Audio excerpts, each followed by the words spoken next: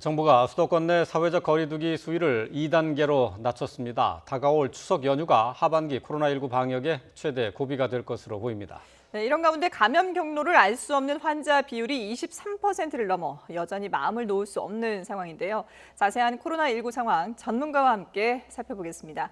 스튜디오에는 유재복 해설위원이 나와 있고 또 김경우 서울백병원 가장의학과 교수는 화상 전화로 연결돼 있습니다. 두 분 안녕하십니까? 네, 안녕하세요. 네. 자, 먼저 조금 전에 발표가 된 신규 확진자 현황부터 좀 살펴보도록 하죠. 네, 어제는 109명이 추가가 됐습니다. 이 가운데 국내에서 발생한 환자는 98명, 그러니까 이틀 연속으로 이제 국내 발생은 100명 아래가 되는 것인데요. 네. 토요일하고 일요일은 원래 코로나19 검사 건수가 좀 줍니다. 그렇죠. 3분의 1 정도로 줄어서 어제도 한 7,800명 정도가 검사를 했고요. 그래서 아마 숫자가 좀 줄어든 그 탓도 있을 것이고요. 예. 또 이제 대체적으로 2.5단계 효과가 이제 본격적으로 좀 나타나고 있다 이렇게 분석을 할 수도 있고요. 예. 어제는 전국적으로 발생 상황을 보면 수도권도 100명 아래로 이제 뚝 떨어졌고 전국적으로도 7개 시도에서 확진 환자가 나오지 않았습니다. 그래서 전체적으로 이제 하향 곡선을 그리면서 가고 있다 이렇게 분석할 수가 있습니다. 예. 전체적으로는 하향 곡선을 그리고 있지만 그래도 아직까지 수도권을 중심으로 해서 계속 환자들이 나오고 있는 거죠. 네, 그렇습니다. 수도권뿐만 아니라 지금 지역별로 집단 감염, 예. 규모는 크지 않지만 집단 감염 양상은 계속 벌어지고 있고요. 네네. 지금은 이제 사랑제일교회하고 강화문 집회에서 파생된 발생은 이제 거의 멈췄다고 볼 수 있습니다. 어제 광화문 집회는 확진 환자가 12명 늘긴 했지만 네. 이제 대개는 다 이제 N차 감염의 양상을 띠고 있고요. 사랑제일교회는 이제 이미 확진자가 나오지 않은 게 꽤 됐죠.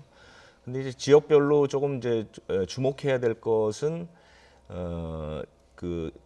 서울 리치웨이발 집단 감염이 대전, 충남, 광주, 전남으로 한번 퍼진 적이 있어서 네. 영남 지역이 사실상 꽤 긴 시간 동안에 집단 감염을 겪지 않았는데 최근에 방문 판매 다단계를 중심으로 해서 확진 환자들이 좀 눈에 띄는데요. 가장 눈에 띄는 것은 부산에 있는 연제구의 오피스텔 3곳, 이곳으로부터 파생된 감염이 지금 심상치가 않습니다. 3곳에서 나온 확진자도 많지만 현대중공업의 집단 감염도 이 오피스텔에서 시작이 됐고 네. 울산의 부동산 업체 여기에 집단 감염도 역시 이 오피스텔에서 파생됐기 때문에 네. 이 부분은 좀 눈여겨봐야 될 것으로 보입니다. 네.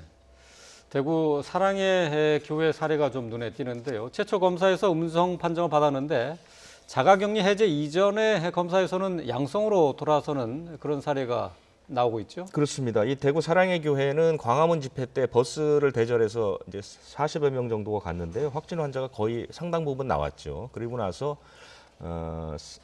한 400여 명, 250여 명 정도가 이제 자가격리가 돼 있었거든요. 네. 접촉자들. 근데 이 사람들이 이제 2주의 자가격리 기간이 끝나서 해제하기 전에 검사를 한 번 더 하는데 여기에서 11명이 이제 무더기로 양성이 나왔습니다. 그러니까 전문가들이 많이 말씀하시는 것처럼 그러니까 자가격리가 됐다고 해서 바로 양성이 나오는 것이 아니라 이것이 이제 잠복기를 거쳐서 나중에 이제 양성이 나오는 그런 사례라고 볼 수가 있겠죠. 예. 거기다가 지금 논산훈련소에서도 확진 환자가 나와서 이 지금 코호트 격리 조치에 들어갔다고 하는데 여기는 어떤 상황인 건가요? 근데 논산 육군훈련소는 요즘은 이제 장병들이 입소하게 되면 검사를 받게 되잖아요. 그래서 입소한 장병이 검사에서 확진 판정을 받았는데 이제 생활관에 같이 훈련병들이 있는데 12명은 다 음성이 나왔고요. 네. 이제 선제적으로 확산을 막기 위해서 그 중대를 코호트 격리한 것이죠. 그리고 육군 훈련소나 이런 곳에서는 확진 환자들이 나오긴 하지만 워낙 이 군 쪽에서 방역을 철저히 하기 때문에 크게 번지는 사례는 눈에 띄지 않고 있습니다. 예. 예. 집단 생활을 하는 곳이라서 좀 걱정이 되는데 추가 확진자는 나오지 않아서 다행입니다. 자, 이런 가운데 정부가 고심 끝에 수도권에서의 사회적 거리두기 단계를 하향해서 앞으로 2주간 2단계로 시행하기로 했습니다. 정세균 총리 어제 발표 내용 먼저 들어보겠습니다. 2주간 계속된 수도권의 강화된 방역 조치로 많은 국민들께서 하루하루를 힘겹게 견디고 계십니다. 아직 하루 확진자가 2자릿수로 줄지 않고 4명 중 1명꼴로 감염 경로를 알 수 없어 안심할 수 있는 상황은 아니지만 그동안의 방역 강화 효과가 조금씩 나타나고 있습니다. 최근 상황과 전문가 의견 등을 종합적으로 검토한 결과 정부는 앞으로 2주간 수도권의 사회적 거리 두기를 2단계로 조정하고자 합니다. 앞서서 방역당국에서는 현재 코로나 상황이 대구, 경북 사태 때보다도 더 어렵다 이렇게 표현을 했었는데요. 방역당국이 결국 수도권의 거리 두기를 2단계로 완화했습니다. 자, 김 교수님, 아무래도 좀 고민을 거듭한 결정이라고 해야 될 것 같은데요. 방역의 입장에서만 본다면은 어떻게 평가할 수 있을까요?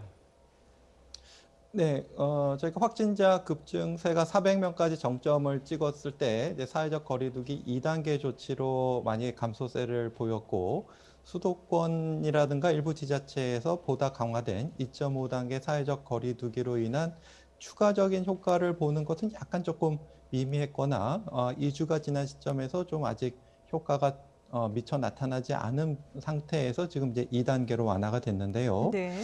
지난 2주간 적용됐던 2.5단계 효과가 이번 주부터 나타났으면 하는 좀 바람도 있고 예. 또 한 가지는 그 2.5단계에서 2단계로 완화됐을 때 이때 또 국민들이 좀 방심하시면서 방수칙 준수를 좀 소홀히 하시게 되면 언제든지 다시 이 증가세로 들어갈 가능성이 많이 있겠고요. 예. 이번에 2단계의 방역 수칙을 발표하면서 조금 좀 아쉬운 부분이 있다면은 우리가 그동안 어떤 스타벅스라든가 식당이라든가 프랜차이즈 카페 내에서 발생했던 사례를 보게 되면 밀폐된 환경 내에서는 2m 이상 거리 두기를 하더라도 많은 분들이 감염될 수 있기 때문에 이번 2단계 완화 조치를 하면서 음식점, 카페 같은 데서 매장 내에서 식사나 음식 섭취를 허용할 때 좀 보다 좀 세부적이고 보다 좀 구체적인 지침이 좀 이번에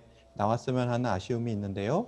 예를 들면 이제 환기 같은 경우에 1위회 이상 환기 이렇게만 되어 있기 때문에 이것을 조금 보다 좀 구체적으로 보다 충분하고 효과적인 환기가 될 수 있는 방법들을 이번 2단계 특히 이제 식당이나 카페 같은 매장에 적용할 수 있도록 조금 더 강화했으면 하는 아쉬움이 있는데요. 네. 지금 여기서 이제 매장 내 인원 제한과 좌석 거리 띄우기는 좀 상세히 표시가 되어 있지만 환기에 대한 부분이 조금 구체적이지 않은 부분이 좀 아쉬운 점이 되겠고 또 그 다음에 이제 출입자 명분에서 이제 QR 코드 사용을 권고하는데 수기 명부 작성 같은 경우에도 그동안 개인정보 누출 때문에 좀 꺼리시는 분들이 많았는데 네네.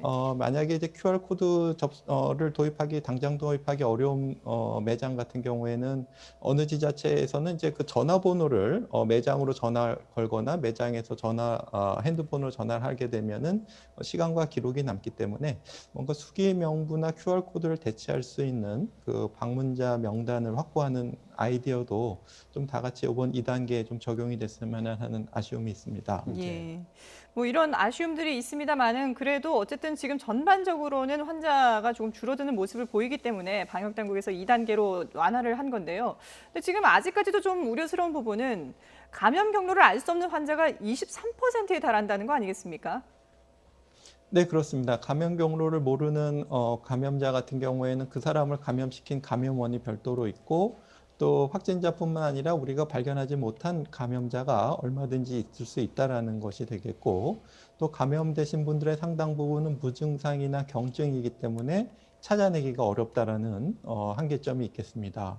물론 이제 감염 경로를 알 수 없는 분들이 특히 이제 수도권에 더 밀집되어 있는데 왜 수도권에서 더 감염 경로를 알 수 없을까? 어디서 감염됐을까? 이렇게 추정했을 때는 아무래도 비수도권 지역보다는 수도권에서 불특정 다중이 이용하는 어떤 식당이라든가 대중교통, 카페 이런 데서 노출될 가능성도 있기 때문에 우리가 대중교통의 어떤 환기 장치 같은 것도 한번 좀 점검해 볼 필요가 있겠고 네. 또 식당이나 카페에서 그 충분한 효과적인 환기가 어려운 부분이 있다면 우리가 좀 어떤 과학적으로 환기를 좀 할 수 있을지 또 환경부 같은 데서도 좀 적극적으로 참여해서 우리가 이제 환기 시스템을 좀 도입할 수 있는 아이디어들을 좀 모으는 것이 일단 감염 경로를 모르는 확진자들을 좀 줄일 수 있는 방법이 될 수 있지 않을까 이렇게 생각해 볼 수가 있겠고, 또 한 가지 이렇게 감염 경로 미상의 확진자분들은 뭔가 이렇게 증상이 생겼을 때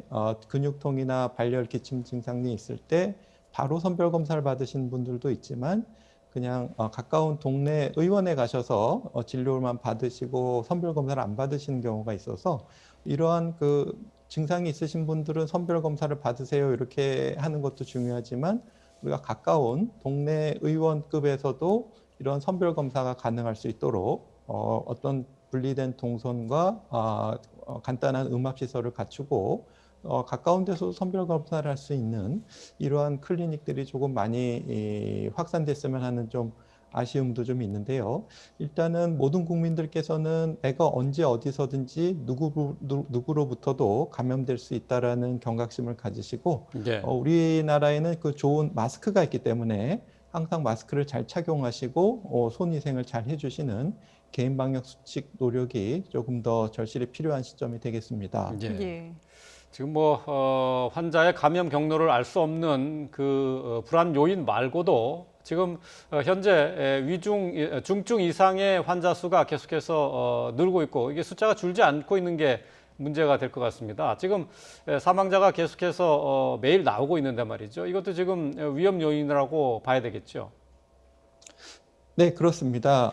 지금 최근 들어서 생긴 그 사망자 중에서 거의 95% 이상은 7, 80대, 특히 이제 60대 이상 어르신들에서 사망자가 계속 누적돼서 발생되고 있는데요.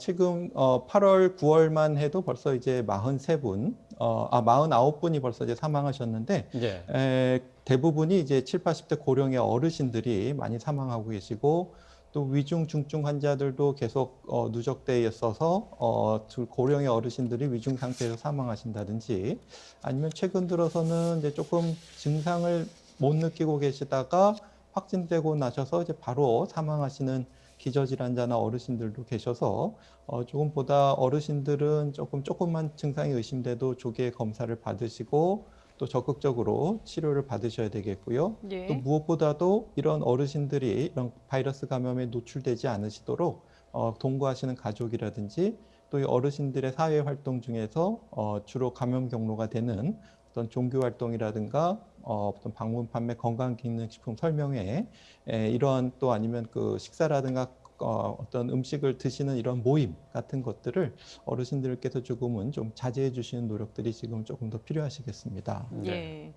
자, 이런 뭐 위험 요소들을 안고 있습니다만은 그래도 일단 정부에서는 여러 가지 고민 끝에 사회적 거리두기를 2.5단계에서 2단계로 완화를 했습니다. 그러면 오늘부터 당장 이게 바뀌는 게 어떤 것들이 있는 건가요? 당장 오늘 0시부터 식당들이 다 영업을 이제 했죠. 네. 원래는 이제 9시 이후에는 못 하게 돼 있는데 뭐 보도를 많이 보셨겠지만 0시 오늘 그러니까 0시부터 영업들을 다 했고 또 이제 그 사람들이 많이 그 이용을 했다고들 알려져 있는데요. 네. 근데 가장 큰 것은 뭐 가장 고심했던 부분이겠지만 그러니까 식당 같은 곳에서 이제 9시 이후에 영업을 할 수 있도록 했다는 거. 그게 이제 가장 크게 달라졌던 것이고요. 그다음에 이제 프랜차이즈 커피나 뭐 음료, 그다음에 제과 제빵점 뭐 이런 곳도 이제 매장 내에서 영업이 가능하게 된 거죠. 지금까지는 포장이나 배달만 됐는데 네. 매장 안에서 이제 그런 것들을 할 수 있다는 것들, 그런 것들이 이제 가장 눈에 띄게 달라졌던 것인데 이 영업들이 다 이제 조건은 있습니다. 그러니까 일단 이용객들을 좀 제한해야 되고 거리를 둬야 되고 출입 명부를 작성해야 되고 그다음에 이제 뭐 마스크를 써야 하고 이런 것들이 네. 있고요. 그다음에 이제 학원하고 직업 훈련 기관들 이게 대면 수업이 다 허용이 됐죠. 물론 300인 미만입니다. 300인 이상 대형 학원은 고위험 시설로 포함되어 있기 때문에 어차피 이제 대면 수업을 못 하는 것이고요. 네.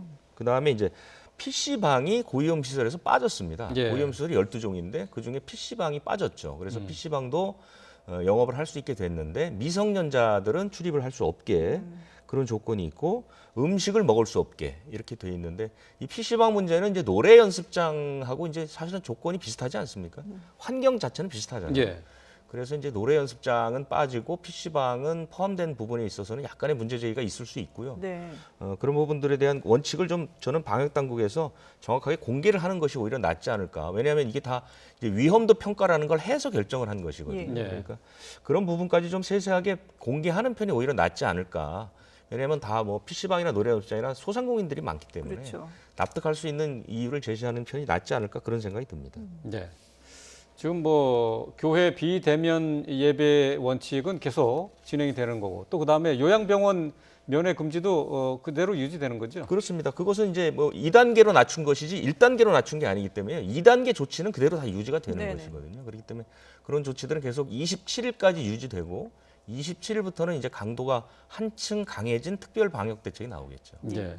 지금 이제 학생들 같은 경우는 이제 고3 학생들 같은 경우 이제 등교 수업을 하고 있는데 말이죠. 이제 네. 여기도 좀 변화가 있습니까? 어떻습니까? 지금 일단 그 조치는 그 학교와 관련된 조치는 20일까지가 유효합니다. 그러니까 오늘 끝나는 게 아니고 일주일 더 뒀죠. 뭐냐면 수도권은 유치원, 초등학교, 중학교, 고등학교, 고3을 뺀 고등학생은 전부 그 원격 수업, 그러니까 등교를 하지 않는 것이고 비수도권, 그러니까 수도권 외 지역은 유치원, 초등학교, 중학교는 3분의 1 안, 그리고 고등학교는 3분의 2 내에서 등교할 수 있도록 이렇게 이제 조치를 취했는데 그게 20일까지 유지되는 그런 그 조치들이고요. 아마 오늘 그 교육감 총회가 있거든요. 네. 거기에 아마 그 교육부 총리가 가서 만나는 모양입니다. 그러면 네. 아마 오늘 중으로 뭐 대책이 나올 가능성도 있고요. 그래서 2단계 조치에 따라서 아마 이제 같은 방식으로 해제되지 않을까 싶은데 네. 문제는 그러면 해제되는 기간이 일주일에 불과하거든요. 27일부터는 또 다른 방안이 나올 수도 있기 때문에 아마 어떤 식으로 결정되는지 좀 지켜봐야 될 것 같고요. 그다음에 아까 말씀드린 것처럼 300인 미만 중소형 학원은 오늘부터 이제 가능하고 300인 이상 대형 학원은 계속해서 금지되고 이것은 이제 동일하게 유지되고 있습니다. 예. 자, 김경호 교수님, 저희가 지금 전해드린 것처럼 일단 20일까지는 고3들만 등교 수업을 하고 나머지 학생들은 온라인 수업을 계속하고 있는데 그 이후에 어떻게 할지를 오늘 이제 논의를 한다고 하거든요. 전문가로서는 지금 이 시점에서 등교 수업이 가능하다고 보십니까? 어떻게 보세요? 네, 그동안 1학기에도 등교 수업을 통해서 학교 방역이 비교적 성공적으로 마친 적이 있는데요. 네. 물론 이제 지역사회로부터 감염된 학생이 등교했을 때 학생들이 전수 검사를 받거나 학교의 등교 수업이 이제 원격 수업으로 전환되고 그런 일부 현장에서의 혼란 같은 것들은 있었지만 학교 내에서 대량 전파 사건은 없었기 때문에 아마도 이번에도 그 방역 수칙을 잘 준수하면서 등교 수업은 가능하리라고 생각은 되는데요. 문제는 이제 지역사회 감염이 높아지면 그만큼 학생들도 감염된 학생이 등교할 가능성이 많이 있겠고 그때 이제 또 다른 학생들의 접촉자에 대해서 전수 검사가 또 이루어지는 이러한 과정들이 아무래도 1학기 때보다는 조금 더 잦아질 것으로 예상이 되고요. 네. 무엇보다도 이제 고3들은 이제 입시가 다가왔기 때문에 아무래도 입시를 목전에 두고 나서 어떤 접촉자로 분리가 돼서 격리가 된다든지 그다음에 확진이 된 학교 내로부터 감염이 돼서 확진이 되게 되면은 시험 준비에 굉장히 큰 차질을 주기 때문에 이 고3 학생의 등교 수업을 언제까지 마무리해서 시험까지 안전하게 고3 학생들이 시험에 전념할 수 있게 할 것인가 이것도 역시 학교에서의 교육부에서의 큰 고민이 될 수 있을 것 같습니다. 네. 자, 안전한 등교가 가능한지 여부는 앞으로의 확산 추세를 좀 더 지켜봐야 할 것 같은데요. 정부는 수도권의 거리 두기를 완화했지만은 추석 연휴가 시작되는 이달 28일부터 다음 달 11일까지 2주간을 특별 방역 기간으로 정해서 방역 관리를 강화할 계획이다 이렇게 밝혔습니다. 내용 먼저 잠시 들어보고 오겠습니다. 추석 연휴가 5일이나 지속이 되고 또한 아무래도 평상시보다는 이동이 많을 것으로 예상을 하고 있습니다. 그래서 고향에 가지 않으시다 하더라도 여러 가지 다중이용시설에 대해서 좀 이용하시는 가능성들이 좀 높아질 것 같습니다. 추석 때 어떤 사항들을 제대로 잘 관리하는 것이 무엇보다 중요하겠다. 그래서 그 이전의 거리두기의 단계보다는 조금 더 강화된 조치를 추석 연휴 때 적용함으로써 추석 연휴 기간에 혹시라도 많은 이제 이동으로 인해서 발생할 수 있는 어떤 접촉으로 인한 확산 가능성 이런 부분들을 효과적으로 이제 차단을 하겠다라는 것이 연휴 기간 특별 방역 기간으로 설정한 가장 큰 이유입니다. 네. 앞으로 2주간 이어지는 수도권의 강화된 거리 두기는 완화가 되는데요. 다가올 추석 연휴를 특별 방역 기간으로 정했습니다. 추석 연휴 기간이 방역에 취약할 수 있다라는 점을 고려한 것이겠죠? 그렇습니다. 지금 이제 최악의 시나리오는 이런 겁니다. 오늘부터 이제 2단계로 완화가 되면 저번에도 한번 설명드렸지만 어떤 하나의 선 자체가 없어지는 그런 효과가 나타나서 사실은 이제 그 이동이나 접촉이 좀 잦아질 수가 있거든요. 네네. 충분히. 그러면 그 효과는 대개 1주에서 2주 후에 나타나기 때문에 추석을 앞두고 환자 수가 늘어날 가능성이 있죠. 네. 그러면서 추석을 거치면서 이 환자 수가 이제 확 늘어나는 이런 양상이 이제 가장 걱정스러운 부분인데요. 그것을 좀 막아보자는 차원에서 이제 원래 추석 대책을 미리 발표한 게 있습니다. 그것은 9월 30일, 그러니까 이달 30일부터 다음 달 4일까지 한 엿새 정도 완전히 추석 연휴 기간만을 이제 방역 대책 특별 기간으로 정했는데 이번에 그걸 2주로 확 늘렸거든요. 네. 늘리고 이제 대책도 사실은 그때 나온 대책이 뭐 성묘나 벌초, 그다음에 이제 이동 부분, 그다음에 가족을 만나는 부분, 그다음에 이제 면회, 그다음에 이제 장보기 이렇게 5분야로 나눠서 대책이 이미 나와 있습니다. 나와 있는데 이번에 아마 그 추석 대책은 훨씬 더 이제 정교하게 그다음에 이제 각 파트별로 상당히 강화되고 정교한 안들이 이제 추가로 나오겠죠. 그렇게 나와서 추석 기간에 어떻게 이 확산을 막느냐, 이것이 이제 이어지는 가을 대유행을 얼마나 최소화하느냐 관건이 될 수 있다고 보기 때문에 상당히 공을 들일 것으로 이렇게 예상이 됩니다. 예. 자, 김 교수님, 이번 추석 연휴 기간에 사실 이 방역적인 측면에서만 본다면은 국민들의 이동 제한 조치를 해야 된다라는 목소리도 있었는데 정부는 일단 특별 방역 기간으로 설정을 했습니다. 이것만으로 코로나 확산이 더 확산이 되는 것을 막을 수 있을까요? 네, 아무래도 추석 연휴 이후에 더 증가될 가능성이 있기 때문에 선제적으로 특별 방역 기간을 정해서 선제적으로 추가적인 방역 조치를 하는 것은 적절한 것으로 보이는데 아까 위원님께서 소개해 주신 것처럼 아직 구체적이고 정교한 안이 나오지 않았기 때문에 예.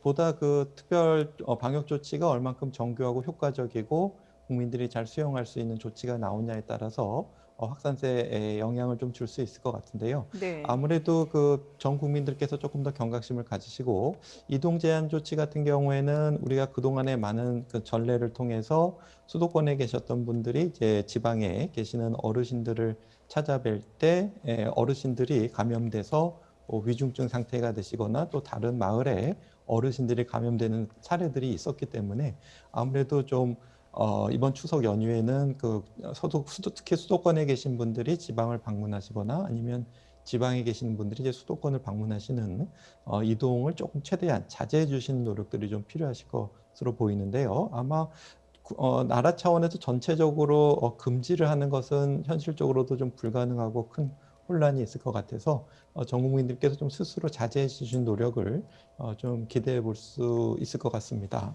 예. 추석 연휴 기간 동안을 특별 방역 기간으로 정하는 데는 지난 5월에 있었던 황금 연휴 또 그리고 7월 말 8월 초에 여름 휴가 또 광복절을 전후한 집회 뭐 이런 것들이 참고가 됐다고 봐야 되겠죠. 네, 그렇습니다.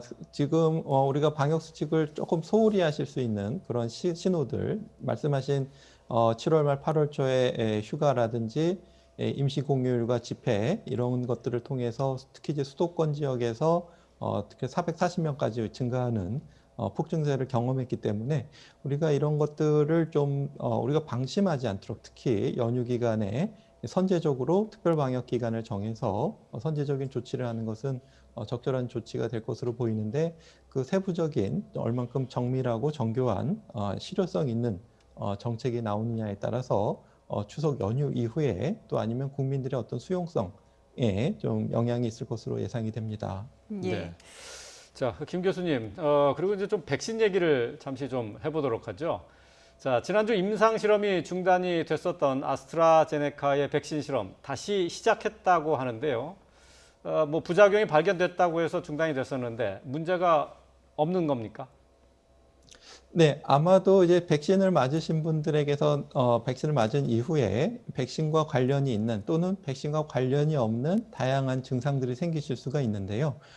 이번에 독립된 그 전문위원회에서 사례를 검증하고 또 해당된 그 규제위원회에서 이제 재개를 해도 된다는 어떤 특별한 충분한 과학적인 검증을 거쳐서 다시 임상시험이 재개되는 것으로 알려져 있고요. 예. 워낙 이제 많은 임상시험자들이 참가하다 보면은 백신과 또 직접 관계가 없는 다양한 증상이나 질병이 생길 수가 있기 때문에 백신 접종 이후에 생긴 여러 가지 질병이나 증상이 백신과 관련이 진짜 있는지 이것을 충분히 이제 검토하는 과정은 어느 임상시험에나 필요하고 또 그것이 검증되기까지 잠시 임상 중단을 유보하는 이런 것들은 이제 통상적이고 좀 안전한 절차가 되기 때문에 앞으로도 또 다시 또 유보되고 재개되고 하는 과정이 아스트라제네카뿐만 아니라 미국의 모더나라든지 여러 가지 임상시험에서 나타날 수 있는 과정이 될 수 있을 것으로 예상이 됩니다.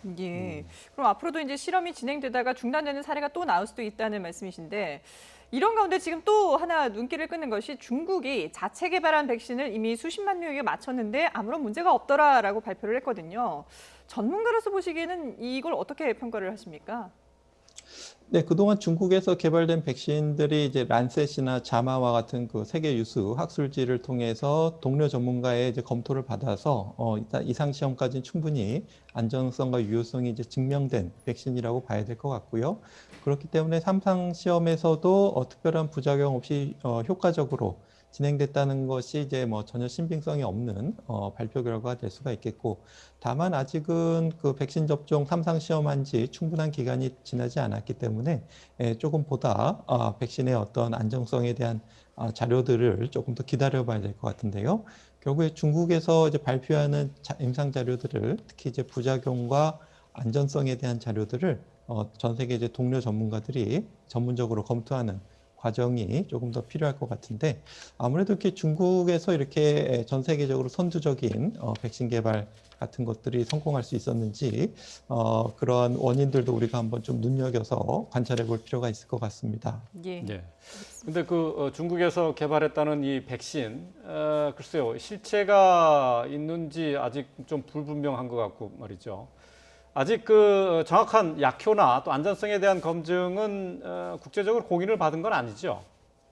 임상 시험을 통해서 국제적인 공인을 받았습니다. 우선 그 아데노바이러스를 이용한 벡터 전달체를 이용한 백신이 란셋지에 소개가 됐고, 예. 또 불활성화 백신을 통한 임상 시험의 어떤 안정성과 효과성이 미국 자마지에도 소개가 됐기 때문에 일단 임상 시험은 어떤 우리가 영국이나 미국에서 개발하고 있는 백신에 비해서 전혀 열등하지 않고 충분히 효과가 있고 안전한 백신이 되겠는데요.